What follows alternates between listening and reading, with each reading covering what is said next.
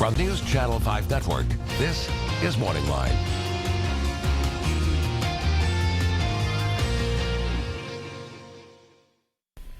Good morning, everyone. Thanks for joining us on MorningLine.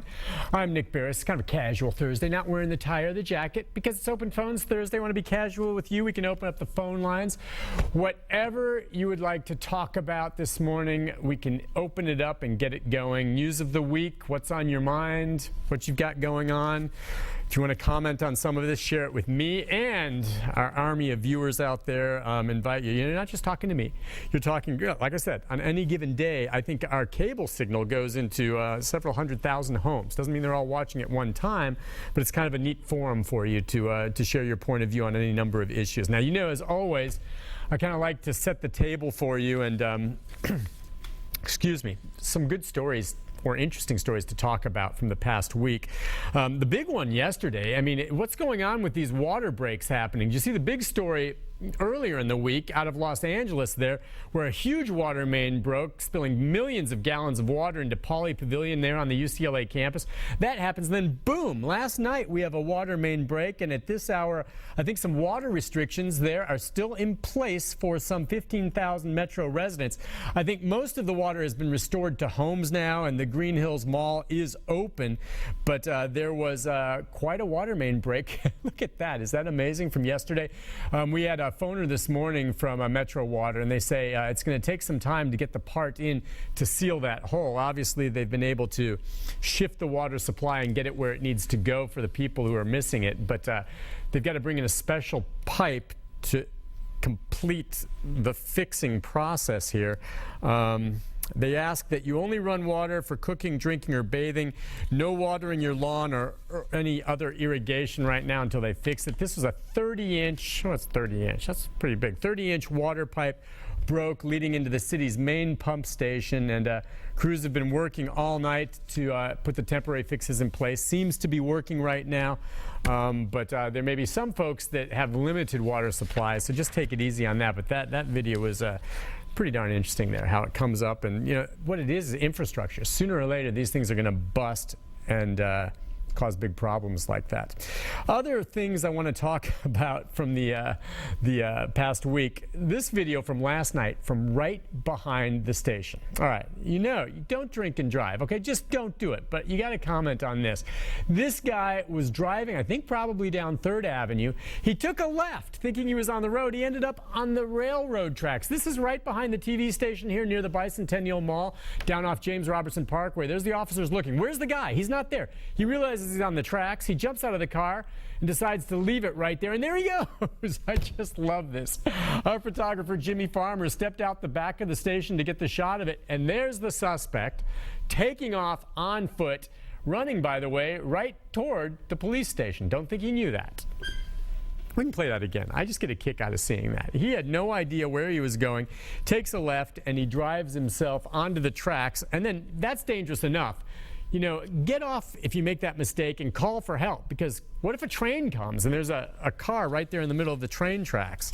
But they've got him. That happened around 10 o'clock right behind us here. Officers did end up catching him, and as you might imagine, he's being investigated now for suspected DUI.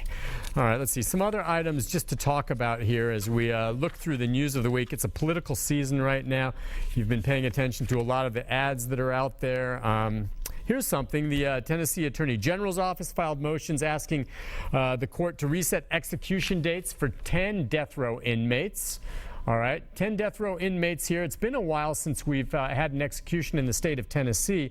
So far now they have set the 10 dates, and it's all there in place now because we have a new lethal injection protocol. And keep in mind now, if these things move forward with the dates as they get closer and the inmates object to the protocol for lethal injection, you know what their other option is now? The electric chair. So it looks to me like, you know, one way or the other, sometime in the next year or two, we will have another execution here in the state of Tennessee.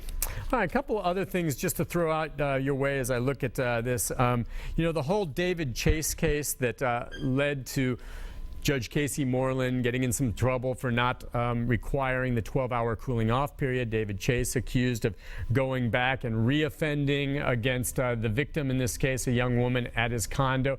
Well, yesterday he came out, firing back. There's Casey Moreland, who had waived the cooling off period for Chase, who's now charged with this abuse. But he's taken out now, Chase, a order of protection against this woman, saying that he feels threatened by her, saying what she says happened is not the full story. And there's his attorney, Rich McGee, saying you're going to hear the other side of this, and when you do, you'll have a different perspective on really what happened here.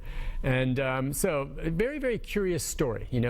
Now you've got he said, she said, and he's claiming he's now being stalked and that she's put in a false statement to police, and he feels threatened by her. So it's a back and forth.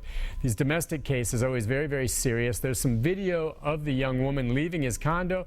He's making the argument she doesn't look too distressed there when she was leaving. But, who knows what's going through her mind. It's not fair to make that judgment call, and she claims that she was abused by him. So as we continue to follow that story, if you have a thought along that line, had an interesting story last night that I aired at 10 o'clock on the proliferation now of sex clinics opening up in the mid-state. What I mean by that is folks who are dealing with issues, impotency, things like this, can go and get treatments that will help them perform better along those lines. You hear about Viagra and Cialis and things like this. Well, there are other treatments, including injections and stuff. The problem is, there are promises made, and we actually talked to an individual who went and had some of these treatments that basically destroyed his life, destroyed his sex life. He can't function anymore. And it was kind of a consumer awareness thing, because these ads that run out there really do prey on the insecurities of men. And, talking about, can they make you a sexual dynamo? Will these things work? Come on in.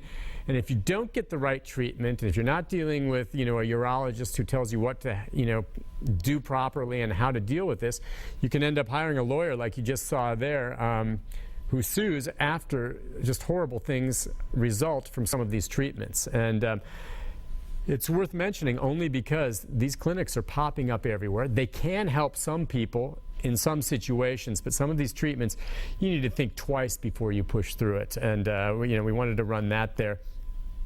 And, more developments, obviously, in the Holly Bobo case. I reported earlier this week that tips continue to come into the TBI. The defense team says there have been some new tips coming in talking about sightings of someone who resembles Holly Bobo down in Mexico. Now, 99.99999% of these types of tips that came in, just like they did in the Janet March case, are bogus. There may be someone thinking they see someone that resembles her, but it's almost impossible to confirm, and the vast majority of the time they're not intentionally bogus, but they're wrong, and that's probably the case here.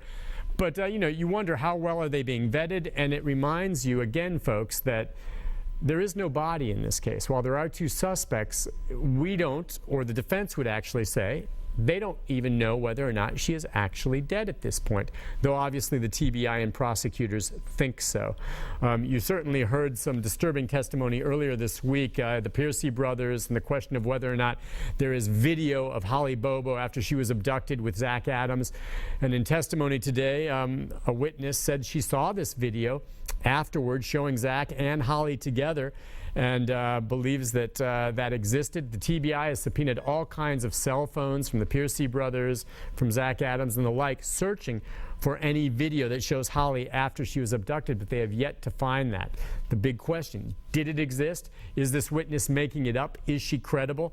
But throughout all of it, and I hear all these things coming up, my heart goes out to Holly's family. It has to be difficult hearing everything, wondering what to believe. All they want is justice for their daughter and to learn exactly what it was that happened to her. So one other quick thing I thought I'd throw out for you. Now's the time of year people harvest their bees. As you saw last week, there was a tractor trailer that wrecked on the interstate up near the Kentucky border on 65, hauling a bunch of bees. It was a commercial beekeeper that takes them around to various crops, trying to get them pollinated and moving. Well, that's because now the pollen and nectar flow has kind of made its way, and I'm going to be harvesting my beehives Saturday. Jimmy and I, ready for that, Jimmy? We got to get it all set up. I've got it all get cleaned up, get the centrifuge out there and harvest the honey. We'll see what kind of work the bees have done so far this summer. So if you have any questions about that, yeah, we can talk about that and how things play out. We'll take one call before we go to the break. Who should we take, Mary? Let's take Errol. Errol, good morning, Errol. Morning, Nick. How are you, buddy? How you and your bees getting along? Doing good, man. I'll find out for sure on Saturday, but I think we're going to get quite a bit of honey, I think. I only have 2 hives, but I hope so. Well, good. Oh, Nick, what I wanted to call you about this morning, Channel 5 News and Weather is the only station me and my wife watches for it because of the good reporting on the weather and the good investigating reporter you all do, and I'd like to thank you all for that. Well, thank you very much. And 2, at the bottom of the screen, whenever they run, the storm warnings across the bottom of the screen. Right. If there's anything you all could do to either make them bigger or maybe a different background, me and my wife's eyes ain't as good as they used to be, son. We can't hardly see it. I've got you on that. Listen, I have the same problem. I know there's limitations because they don't want to take up too much of the screen for what's airing at that time, but I have the same issues sometimes. My eyes are going, and I have to stand up and get closer to the TV to see it, right? Yeah. And if there's anything you can do, I'd sure appreciate it, Bud, because Channel 5's only a station we watch for news and weather, son. You all are good. Errol, listen, thank you very much for calling, and I'll see Leland right after the show here, and I'll mention it to him. I'm not sure if it's something they can do to alter the coloring or the background so it's easier to read. I'm not sure. There may be some limitations on how big they can actually make that lettering. But for instance, you're looking at the TV screen right now, and you see the font there with the phone number and open phones and MorningLine. Now, that's a little bit bigger than what they do with the crawl. Could they do something like that? But keep in mind, if you do that, it takes up a lot of the screen. It's just me sitting here, so that's not a big deal. But if you're watching a television show and you have that bar across it while you're trying to pay attention to some drama, that could be distracting. So they have their limits on that. But Errol, listen, you're not the only one with that issue. So I'll mention that to them. And listen, thank you so much for watching. Listen, we're going to take a break. When we come back, the phone lines are open. 737-7587 is the number. I threw some things out there for you. We'll get some more coming your way. But what's on your mind? You can talk about anything you'd like from the past week. Politics, as I mentioned, the campaign ads everywhere and other things going on. We'll take a break. Be back with more of your calls right after this.